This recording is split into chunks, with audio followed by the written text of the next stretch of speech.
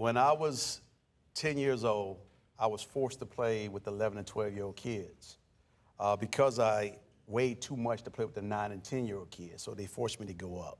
Hearing people in the stands talk about this kid that's 10 years old playing with 11 and 12-year-old kids and competing at their level gave me some kind of insight of what I was able to do. To go back to your 8th grade year, you have to sit out football because you're too big. Yeah. You're sitting in a sauna. No, I'm sitting in a car with a plastic bag trash on, bag along on. with a sweatshirt and some sweatpants, and the heat turned all the way up. No. I promise you. And the radio on listening to Alabama football. And you're just trying to sweat out weight because you're 11, 12 years old, you're trying to make weight. That's what you call sacrifice. Sacrificing to do the things that you truly want to do. And that's what people need to understand. If you really want something bad enough, are you willing to pay the price for it? And if you are, you would do whatever it takes to make that happen.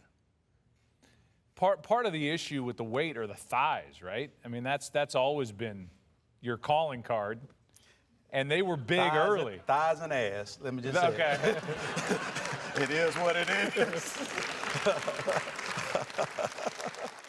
You go to Escambia High School, a football program that had not had a winning season in almost 2 decades. Right.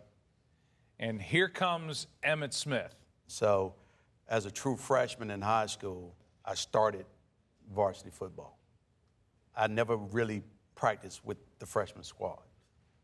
They put me right on varsity because all the guys that was on the varsity squad, a lot of us played against each other in Pop Warner football. They knew. They knew. And it's that high school coach who wants you, I know individually, but guys on the team to write down their goals. Right. Right? And he says, it's only a dream. Till you write it down. Till you write it down. And then it becomes a goal. And from that point on, I've always wrote down my goals. I write down my team goals first, what I want to see the team do. Then I write down my own individual goals second, because I believe team has to come before me. How I affect the team is what I do personally within the team format. And so that's why I'm second. Do you remember what your goals were the first time you put pencil or pen to paper? Well, the number one goal for the team, obviously, we not to lose all those games that they were losing before. Right. But obviously, lead the team in rushing was always a goal. And rush for over 2,000 yards was always on there. Score 25 touchdowns in a season was always there. Win, go to state was there. And so those was just some of the personal goals. Staying healthy was there. Just doing and repeating it every year, wanting to do better the next year, do more. One of my goals I never achieved was to rush for over 425 yards in one game and score 6 touchdowns. That never happened. But I got 316 yards and about 4 touchdowns. Yeah. But that did happen. But so you're setting goals that are way out there. Yes. Hoping to, if you get there, great. I'm striving. Right. I'm striving to. If you come short, you're still having a hell of a year. That's my philosophy. If I come short, fine. As long as we're having a great year, we'll get it. Let's keep striving for the impossible.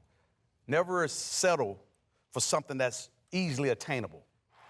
And it took off pretty quick. Pretty quick. We turn it around. We go 7-3 my freshman year. When I talked to Troy Aikman about Emmitt Smith, he said you can throw it all away and just know one thing. You don't accumulate that kind of yardage if you don't show up to play. And he was the most dependable guy that he had ever seen. Now, that starts even in high school. Your sophomore year, you sprain an ankle. 2. Not 1, but 2. 2. And had to wear a cast in order to play.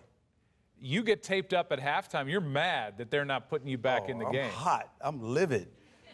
Because we're playing Tallahassee Ricketts in the playoff, first round of the playoff in Tallahassee. And I have 2 badly sprained ankles. And they allowed Gerald Williams, whom I know and love very dearly, to be the running back. They converted him from a defensive back to running back, and he carried the football for about 3 or 4 quarters. And I'm on the sideline, itching to get in the game, just flinching, just mad because I can't play, and Dwight just won't holding me back, and I'm just getting mad. And I turned to Jimmy. I said, man, y'all got to put me in the game.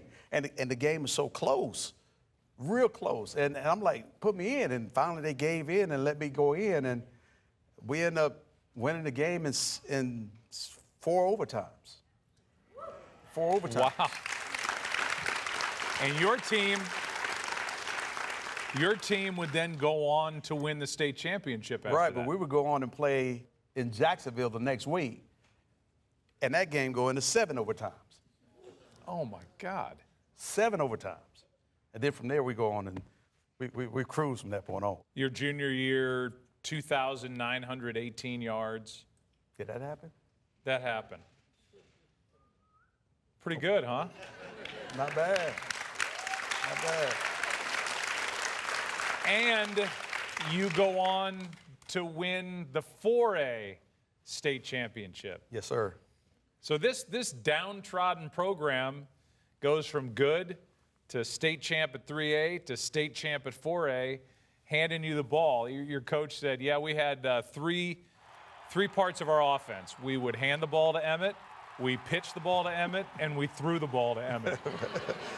That's what your high school did. Well, he simplified it, but I had other players too. We went from a school that probably sent 1 or 2 kids to college to my junior year where we were sending 15 to 20 kids to college. Play football. To play football.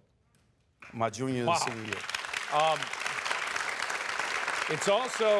It's also in that time, I just find it ironic because it comes back around that you have Sweetness stitched into your Letterman's jacket. Yeah, yeah. Now, Sweetness was the nickname for the great Walter Payton. Yes. They used to tell me I used to run like Walter. And so, I became a big fan of Walter at a young age. And then, I had people tell me I looked like him. So I was like, okay, cool. I'm going to become Sweetness too. So I became Sweetness. So your dad's nickname's Puddin' and your Puddin'. name's Sweetness. Yeah. Those are the Smith boys. Yeah, exactly.